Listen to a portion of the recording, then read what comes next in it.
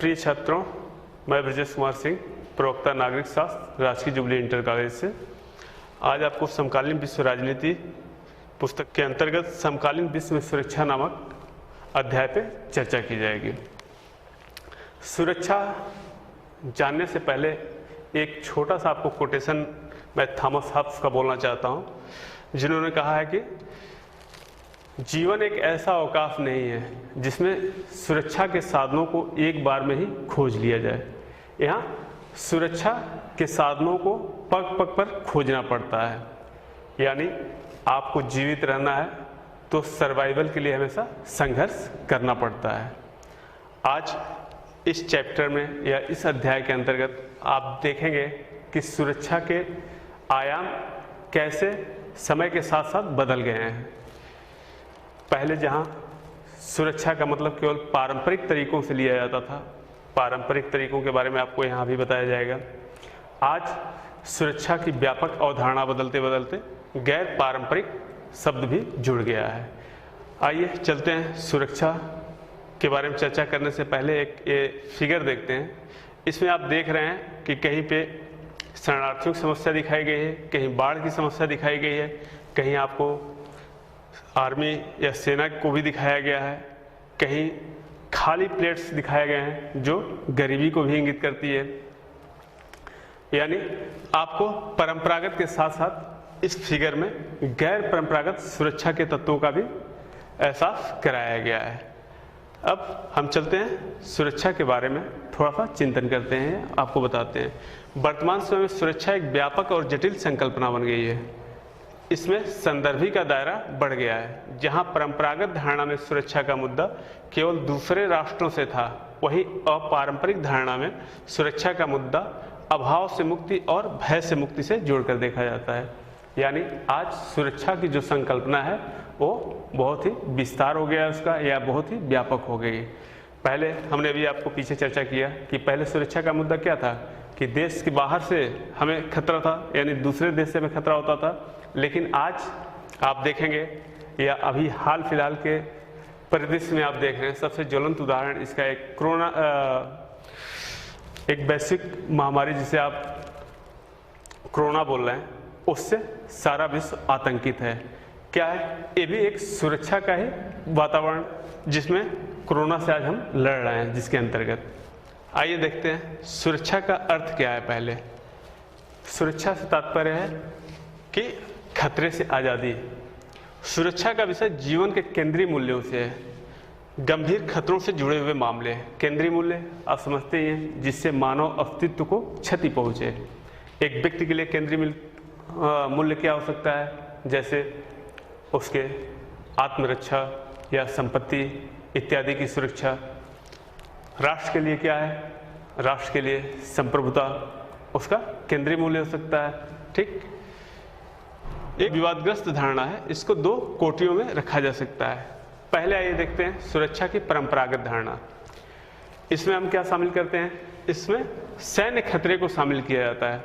खतरे का स्रोत क्या होता है? दूसरा राष्ट्र। अभी हमने आपको बताया, जो सैन्य हमले की धमकी देकर संप्रभुता, स्वतंत्रता और क्षेत्रीय अखंडता जैसे किसी देश के केंद्रीय मूल्य को खतरा पैदा करता है। अभी हमने आपको केंद्रीय मूल्य बताया, व्यक्ति के बारे में भी, और राष्ट्र का केंद्रीय मूल्य क्या है? उसकी संप्रभुता हो गई, स्वतंत्रता हो गई, क्षेत्रीय अखंडता हो गई। तो इन चीज़ों के अस्तित्व पे संकट आए तो समझ लीजिए कि ये सुरक्षा की बात चल रही है। अब कोई राष्ट्र जब सुरक्षा को अपनी सुरक्षा को लेकर चिंतित होगा तो स्वाभाविक सी बात है कि उसके पास कुछ विकल्प होंगे, जैसे युद्ध। अपने संप्रभुता की रक्षा करने के लिए कोई भी राष्ट्र सबसे पहले तो सबसे अच्छा तरीका ये होता है कि बातचीत या डायलॉग प्रोसेस के माध्यम से इन संकटों को टाला जाए। अगर जो ये बातचीत के माध्यम से नहीं टाले जा सकते हैं तो क्या होता है? एकमात्र विकल्प बचता है युद्ध का। अब युद्ध में भी आप देखिए तीन विकल्प होते हैं। पहला आत्मसमर्पण। सपोज दैट, या मान लीजिए कि कोई राष्ट्र छोटा है या बहुत ही कमजोर है दूसरे राष्ट्र के बनिपस्त या सापेक्ष, तो वो क्या करेगा? लड़ने के बजाय आत्मसमर्पण करना बेहतर समझेगा। दूसरा है युद्ध से क्षति को बढ़ावा देना। मतलब युद्ध तो हो तो उससे इतनी ज़्यादा क्षति हो जाए कि सामने वाला जो आक्रमणकारी है वो क्या करे, इस क्षति को देखते हुए पीछे हट जाए, यानी आत्मसम्मान हमारा बचा रह जाए, उसका भी बचा रह जाए। दूसरी चीज, एक अपनी रक्षा करना, डिफेंस जिसको बोलते हैं, कि अगर कोई आक्रमणकारी आता है तो हम पूरी तरह से अपनी रक्षा करेंगे, उसको पराजित करेंगे। ये हो गया आपको 3 विकल्प। अब जाहिर सी बात है कि आत्मसमर्पण वाला विकल्प कोई भी देश नहीं चाहेगा कि इसको हम चुने, क्योंकि इससे देश के आत्मगौरव को क्षति पहुंचेगी और देश के स्वाभिमान को धक्का लगेगा। इसी तरह युद्ध से क्षति को भी बढ़ावा देना, यानी बराबरी का जो दर्जा है, कोई भी राष्ट्र चाहता है कि मतलब किसी भी तरह से इस धारणा को बदली जाए या अपनी सुरक्षा की जाए, तो इन दोनों विकल्पों को चुनेगा। अब सुरक्षा नीति का एक तत्व तो शक्ति संतुलन है। शक्ति संतुलन जैसा कि आप नाम से समझ रहे हैं, इसको बैलेंस ऑफ पावर भी कहा जाता है, और यह एक तरह से यूरोपीय राजनीति का एक हिस्सा हुआ करता था। कभी फ्रांस, कभी ब्रिटेन, ये मुख्य रूप से शक्ति संतुलनकर्ता के रूप में अपनी भूमिका निभाए। यहाँ हमें बस इतना जानना है कि कोई भी राष्ट्र शक्ति संतुलन के माध्यम से अपने शक्ति को बढ़ाना चाहता है। अपने अगल बगल के घेरे में जो भी राष्ट्र अगर जो उससे मजबूत है, तो शक्ति संतुलन के द्वारा वह शक्ति को अपने पक्ष में करने की कोशिश करता है। इससे भी सुरक्षा बनी रहती है। फिर सुरक्षा नीति का एक तत्व तो गठबंधन बनाना है। गठबंधन भी सुरक्षा के लिए जरूरी होता है। जो राष्ट्र समझते हैं कि अगर जो हम सही स्थिति में नहीं हैं और हमें अन्य राष्ट्रों का सहयोग चाहिए, तो गठबंधन का भी सहारा लेते हैं, या अपने राष्ट्रीय हितों को बढ़ावा देने के लिए गठबंधन जरूरी होता है, उस गठबंधन पे अमल करते हैं। यहाँ एक चीज आप ये भी जानिए, शक्ति संतुलन और गठबंधन में अंतर क्या है। गठबंधन एक लिखित संधि होती है और ये पूरी तरह से राष्ट्रीय हित पे आधारित होता है। जैसे एक उदाहरण अभी आपको हम नीचे बता रहे हैं, 1980 के दशक में अमेरिका ने इस्लामी उग्रवाद को प्रोत्साहन दिया। एक गठबंधन आधारित था। यहाँ पे इसने सोवियत रूस को नियंत्रित करने के लिए इस्लामी उग्रवाद को समर्थन दिया। लेकिन जब 2001 में 9/11 की घटना, यानी आतंकवाद की घटना अमेरिका में, स्वयं संयुक्त राज्य अमेरिका में, तो उसने क्या किया, इस प्रश्रय को देना बंद कर दिया और उन जो आतंकवादी संगठनों को एक प्रश्रय देते थे उनके खिलाफ एक तरह से युद्ध की घोषणा कर दी। और आप आगे आके चल के देखेंगे कि अलकायदा के जो मुखिया थे ओसामा बिन लादेन, वो अमेरिका द्वारा ही मारे भी गए। तो गठबंधन क्या है, ये भी राष्ट्रीय हित पे आधारित होता है और कोई भी राष्ट्र अपने हितों को पूर्ति के लिए इसका सहारा लेता है। अब परंपरागत धारणा में राष्ट्रों की सुरक्षा के लिए खतरे का एक कारण अंतर्राष्ट्रीय व्यवस्था भी है। अंतर्राष्ट्रीय व्यवस्था कैसे खतरे का कारण है, ये भी देख लीजिए आप। चूंकि विश्व में कई सारे राष्ट्र हैं और कोई भी राष्ट्र इस स्थिति में नहीं है कि वो सबके लिए एक नियामकी संस्था का कार्य करे। यद्यपि संयुक्त राष्ट्र संघ को इस तरह की एक व्यवस्था माना जाता है, लेकिन वो भी विश्व में अपने सदस्य देशों के द्वारा आर्थिक सहायता के द्वारा वो चलता है। परिणाम स्वरूप वह इस तरह के एक नियंत्रक और नियामक की भूमिका नहीं निभा पाता है। परिणामतः अगर जो हम देखें तो अंतर्राष्ट्रीय व्यवस्था जो है वो अराजक अर्थव्यवस्था है। उसमें जो शक्तिशाली है उसी की बात मानी जाती है। जो छोटे राष्ट्र हैं वो किसी तरह से अपने हितों की पूर्ति करते हैं, उसके लिए शक्ति संतुलन का सहारा लें या गठबंधन का सहारा लें या बड़े देशों के साथ समर्थ होकर। तो इस तरह से अंतर्राष्ट्रीय व्यवस्था भी इस सुरक्षा के लिए एक बहुत बड़ा खतरा है। अब पारंपरिक धारणा में आप आंतरिक सुरक्षा देखिए। एक यहाँ छोटा सा फैक्ट्स आपको दिया जा रहा है कि विश्व में जो सशस्त्र संघर्ष है उसमें 95% अब तक आंतरिक युद्ध के अंतर्गत हैं। 1946 से 1991 के बीच में गृह युद्धों की संख्या में दोगुनी वृद्धि हुई, जो पिछले 200 वर्षों में सबसे लंबी छलांग है। यहाँ एक तथ्य आप जानिए कि जब शीत युद्ध का दौर था या 1940 से 50 के दशक में, उस समय मेन समस्या क्या थी, जो सुरक्षा की लिए मेन खतरा था वो किससे था, बाहरी राष्ट्रों से था। चूँकि शीत युद्ध का दौर था, इसी समय कुछ नए नए देश आज़ाद भी हो रहे थे, जैसे हम भी इसी दौर में आज़ाद हुए। हम भी मतलब भारत, हमारा देश, विकासशील देशों के अंतर्गत जो अभी अभी नव स्वतंत्र हुए थे, उनके सामने कई समस्याएं आ गई। जैसे बाहर से उनको सीमा पार युद्धों को झेलना पड़ा, अपने देश के अंदर भौगोलिक परिस्थिति के अंदर भी उनको गृह युद्धों का भी सामना करना पड़ा। अलग अलग छोटे छोटे राष्ट्रों की मांग या अलगाववाद की मांग को लेकर इसको झेलना पड़ा। इसका सबसे अच्छा उदाहरण आप अपने यहाँ भारत से देख सकते हैं कि जब भारत आज़ाद हुआ तो तुरंत ही इसको पाकिस्तान की तरफ से सीमा पर भी झेलना पड़ा। और आज भी आप देख रहे हैं कि भारत के अंदर बहुत सारी जगहों पर छिटपुट अलगाववाद की समस्याएं हैं। ये इस तरह की घटनाएं अधिकांश विकासशील देशों में हुई। बाहरी संघर्षों में जितनी क्षति हमें नहीं हुई, उससे ज़्यादा आज आंतरिक संघर्षों में क्षति हुई। तो सुरक्षा के लिए भी बहुत बड़ा खतरा है। आज भी आप देख रहे हैं, भारत का उदाहरण अगर देखा जाए तो नक्सलवाद की समस्या, आतंकवाद की समस्या, पूर्वोत्तर में भी इंसर्जेंसी, विप्लव जिसको बोलते हैं, इस तरह की समस्याएं हैं जिनसे काफ़ी ज़्यादा जनधन की क्षति होती है। तो यह भी एक सुरक्षा के लिए खतरा है जो आंतरिक है, मतलब बाहर से तो हम लड़ ही रहे हैं और आंतरिक समस्या भी हमारे सामने मुंह उठाए खड़ी हुई है। अब सुरक्षा के पारंपरिक तरीके देख लीजिए। सीमित हिंसा का प्रयोग सुरक्षा के लिए, वैसे तो हिंसा का प्रयोग सर्वथा त्याज्य है, मतलब हिंसा का जो साधन है वो सबसे अंत में होना चाहिए अगर सारे विकल्प बंद हो गए हो तो। जो अंतर्राष्ट्रीय राजनीति में युद्ध के समर्थक हैं या जो युद्ध को बढ़ावा देते हैं, उनका भी ये माना जाता है, यूरोपीय परंपरा में जो बात उठती है हिंसा की या युद्ध की, उसमें ये कहा जाता है कि व्यक्ति अपने आत्मरक्षा के लिए या दूसरों की सहायता के लिए ही युद्ध का सहारा ले सकता है। तो इस तरह से सीमित हिंसा का प्रयोग पर बल दिया जाता है। सहयोग मूलक धारणा पर बल। आज के वैश्विक परिदृश्य में, भूमंडलीकरण के युग में, चूंकि सभी देश एक दूसरे से कनेक्टेड हैं, जुड़े हुए हैं, तो एक दूसरे के सहयोग से या यूएनओ जैसी संस्था आप देख रहे हैं, उसके माध्यम से सुरक्षा के तरीकों को हम आगे बढ़ा सकते हैं।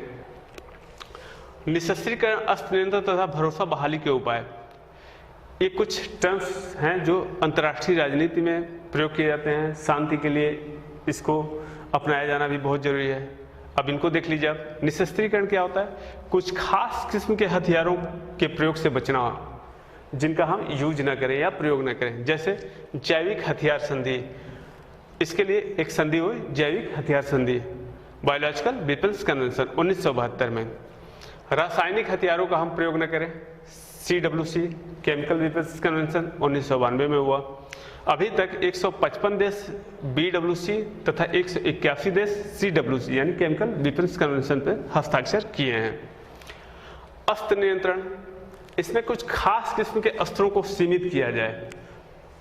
कुछ खास किस्म के अस्त्र, मतलब जैसे विश्व में शस्त्रों की होड़ को रोकने के लिए ये अस्त्र नियंत्रण या आर्म्स कंट्रोल जिसको बोलते हैं, इस संधि का प्रयोग किया गया। इसके अंदर भी देख लीजिए आप, ये संधियां चूंकि शीत युद्ध के दौर की घटनाएं हैं और स्वाभाविक सी बात है कि अधिकांश संधियां शक्तिशाली देशों के बीच में, उस समय के शक्तिशाली देश आप समझ रहे हैं, एक तरफ संयुक्त राज्य अमेरिका और दूसरी तरफ सोवियत रूस था, जो वर्तमान में जिसका उत्तराधिकारी रूस है, इनके बीच में हुआ। जैसे एंटी बैलिस्टिक मिसाइल संधि 1972 में आई। इसी तरह साल्ट एक संधि 1972 में आई। सामरिक अस्त्र परिसीमन संधि, सामरिक अस्त्र न्यूनीकरण संधि स्टार्ट 1972 में आई। परमाणु अप्रसार संधि NPT 1968 में आई। अब यहाँ ये सारी संधियाँ क्या थी? आर्म्स यानी शस्त्रों के नियंत्रण के लिए की गई थी। यहाँ एक NPT के बारे में थोड़ा सा मैं आपसे चर्चा करूंगा कि परमाणु अप्रसार संधि, यह भारत क्यों इसका विरोध करता है। पहले तो जान लीजिए है क्या। यह साधारण शब्दों में कहें तो परमाणु अप्रसार यानी परमाणु शस्त्रों के प्रसार को रोकना है, और इसके लिए 1968 में संधि लाई गई थी। इसमें यह माना गया था कि जो इससे पहले 1968 से पहले जो भी परमाणु शक्ति संपन्न देश हैं, उनको प्रयोग करने की या परमाणु शस्त्र रखने की छूट है, लेकिन उसके बाद के लोगों को नहीं होगी, यानी 1968 के बाद के लोगों को नहीं होगी। भारत इसका विरोध करता है कि ये संधि भेदभाव मूलक है और विकसित या शक्तिशाली देशों के पक्ष में संधि बोलती है, और विकासशील देश जो अपना विकास कर रहे हैं उनके लिए यहाँ पे इसमें कोई व्यवस्था नहीं है। अब एक और चीज है विश्वास बहाली। विभिन्न देशों के बीच में सुरक्षा को खतरा तब उत्पन्न होता है जब किसी बात पे अविश्वास पैदा हो। जैसे इसका भी उदाहरण हम भारत पाकिस्तान, या सबसे अच्छा उदाहरण सोवियत रूस और अमेरिका से दिया जा सकता है शीत युद्ध के दौरान में। जब हॉटलाइन की व्यवस्था नहीं थी तो एक समय ऐसा आया था कि लगा कि सोवियत संघ और संयुक्त राज्य अमेरिका में युद्ध की आशंका ने जन्म ले लिया था, और यहाँ तक कि दोनों क्षेत्रों में मिसाइलें तानने की भी बात हो गई थी। तो इसलिए यहाँ पे विश्वास बहाली यानी CBM जिसको बोलते हैं, कॉन्फिडेंस बिल्डिंग मेजर के द्वारा सूचनाओं और विचारों के नियमित आदान प्रदान करके इस तरह के टकराव को रोका जाए ताकि सुरक्षा बनी रहे। अब सुरक्षा की अपारंपरिक धारणा देख लीजिए। अभी हमने आपको शुरू में बताया कि आज सुरक्षा एक व्यापक संकल्पना बन गई है, और अभी आपने शुरू में इसमें पढ़ा कि सुरक्षा जो है किस चीज से जुड़ी हुई है, केंद्रीय मूल्यों से जुड़ी हुई है। आज हमारे केंद्रीय मूल्य परंपरागत धारणा से तो जुड़े ही हैं, मतलब खतरा उनको है, लेकिन इसके साथ साथ गैर परंपरागत चीजों से भी इनको खतरा हो गया। अब इसके अंतर्गत मानवीय अस्तित्व पर चोट करने वाले व्यापक खतरों और आशंकाओं को शामिल किया जाता है। इसमें संदर्भी का दायरा बड़ा हो जाता है। अभी हमने बताया संदर्भी का तात्पर्य यहाँ है सुरक्षा किसकी और किससे। इसे देख लीजिए, वैश्विक ताप वृद्धि, अंतर्राष्ट्रीय आतंकवाद, एड्स और बर्ड फ्लू के कारण 1990 के बाद के दशक में विश्व सुरक्षा की धारणा का जन्म हुआ। मतलब जो गैर परंपरागत खतरे हैं वो तमाम तरह के डिजीज, आतंकवाद, मानवाधिकार हनन का मुद्दा, ये सब चीज़ें आ जाती हैं इसके अंतर्गत। इसी की सुरक्षा, इन्हीं सब तथ्यों को देखते हुए 1990 के दशक में वैश्विक सुरक्षा की धारणा का जन्म हुआ। इसमें सभी के प्रयास द्वारा राष्ट्रों की सुरक्षा की बात की गई है। जैसे एक उदाहरण दिया जाए यहाँ पे कि अगर जो ग्लोबल वार्मिंग होती है या वैश्विक ताप वृद्धि होती है, 1 से 2 डिग्री का जो टेम्परेचर बढ़ता है तो बांग्लादेश, मालदीव जैसे देशों के अस्तित्व को खतरा उत्पन्न हो जाएगा। अब इसके लिए क्या है कि जलवायु परिवर्तन किसी एक व्यक्ति के रोकने से तो रुकेगी नहीं, तो इसके लिए करार किया जाए और सभी देश मिलकर इसके लिए सहयोगमूलक कदम उठाएं, ताकि छोटे और विकासशील देशों की जो पर्यावरणीय क्षति है या जो उनके अस्तित्व पे संकट है उस समस्या को दूर किया जा सके। अब देख लीजिए यहाँ पे अपारंपरिक धारणा में खतरों के स्रोत क्या हैं। अंतर्राष्ट्रीय आतंकवाद, अभी हमने आपको बताया, मानवाधिकार का हनन का मुद्दा है, वैश्विक निर्धनता है और वैश्विक बीमारियां। अंतर्राष्ट्रीय आतंकवाद से आप लोग सभी लोग परिचित हैं। अभी हमने आपको 9/11/2001 की घटना वर्ल्ड ट्रेड पे बताया, उसके बाद से यह परिभाषा गढ़ी गई। यद्यपि हमारे यहाँ भारत में आप देखेंगे तो आतंकवाद की समस्या 80-90 के दशक से ही शुरू हो जाती है। तो ये आज के समय में ज्वलंत मुद्दा बना हुआ है। सभी राष्ट्र इससे परेशान हैं और पूरे विश्व में इसने व्यापक तबाही मचाई हुई है। मानवाधिकार का मुद्दा से पहले ये देखिए, विश्व की 2 मेजर समस्याएं एक कार्टून के माध्यम से दिखाया गया है। एक तो आतंकवाद हो गया है और दूसरा है प्राकृतिक आपदाएं। कैसे इनको नियंत्रित किया जाए ताकि इन समस्याओं से हम दूर हो सके और व्यक्ति की सुरक्षा तथा राष्ट्र की सुरक्षा संभव हो सके। मानवाधिकार का मुद्दा, व्यक्ति, जैसा कि आप जानते हैं कि मानवाधिकार हनन, तो मानवाधिकार क्या है? सभी व्यक्ति को कुछ न कुछ अधिकार मिले होते हैं, उनके द्वारा उनको जीने की आज़ादी है। यहाँ पे आप देखिए एक फैक्ट यहाँ पे दिखा रहे हैं। 1990 के दशक में रवांडा में जनसंहार, कुवैत पर इराक का हमला और पूर्वी तिमोर में इंडोनेशियाई सेना द्वारा रक्तपात हुआ। इसके कारण संयुक्त राष्ट्र संघ से मानवाधिकार हनन की स्थिति में हस्तक्षेप करने की मांग पड़ी कि अगर जो इस तरह के कहीं भी मानव अधिकारों का हनन होता है तो वहाँ संयुक्त राष्ट्र हस्तक्षेप करे, संयुक्त राष्ट्र संघ। लेकिन यहाँ भी ये बात फिर पुनः उठे कि मानवाधिकार का हनन कैसे डिफाइन किया जाए। जो बड़े राष्ट्र हैं उनके हिसाब से देखा जाए तो मानवाधिकार, उनके समर्थन में अगर जो मानवाधिकारों का हनन होता है तो वो बोलते हैं जो छोटे राष्ट्र हैं उनके मानवाधिकारों की कोई बात नहीं करता है। तो इन चीज़ों पे भी व्यापक सहमति नहीं बन पाई। अभी आप संयुक्त राज्य अमेरिका का ही उठा लें, आतंकवादियों से आतंकवाद के विरुद्ध लड़ने के संदर्भ में उसने व्यापक मानवाधिकार का हनन किया, या जहां भी आप देखते हैं लोकतंत्र और मानवाधिकार के मुद्दे पे ही अनेक देशों में अपनी सेना को खुलेआम छूट दे देता है या उसकी सेना वहाँ चली जाती है। खासतौर से आप गल्फ कंट्रीज में देखें, ये भी एक विवाद का विषय है कि किसको सही माना जाए। अब यहाँ देख लीजिए, गैर पारंपरिक खतरों से निपटने के लिए अंतर्राष्ट्रीय सहयोग अनिवार्य है। इससे पहले एक चीज और, वैश्विक निर्धनता। विश्व में सबसे बड़ा खतरा एक गरीबी से भी है। इसको आप इस तरह से समझ सकते हैं कि उत्तरी गोलार्ध के लोग ज़्यादा अमीर हैं या धनाढ्य हैं, और दक्षिणी गोलार्ध के लोग ज़्यादा गरीब हैं।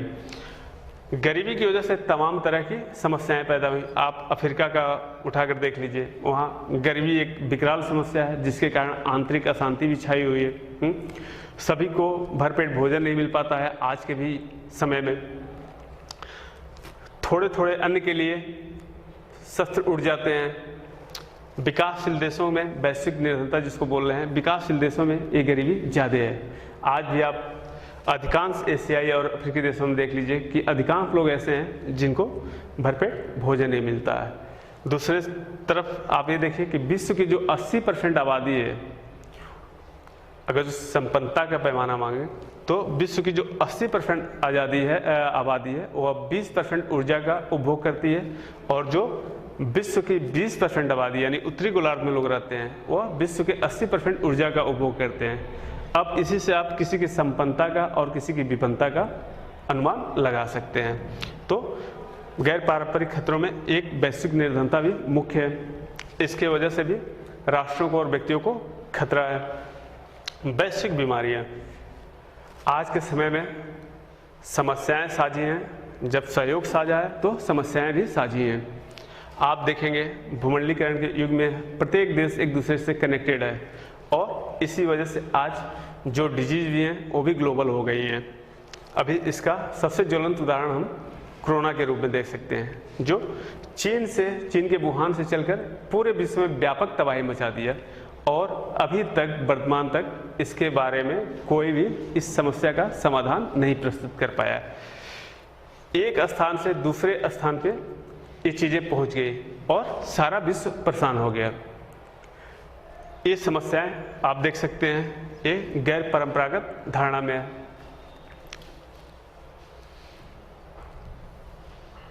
अब भारत की सुरक्षा नीतियों के बारे में भी देख लीजिए। भारत को खतरा कैसे है? पारंपरिक भी है और गैर पारंपरिक भी है। पारंपरिक में आपको वही सीमा विवाद और दूसरे राष्ट्रों से खतरा है। गैर पारंपरिक में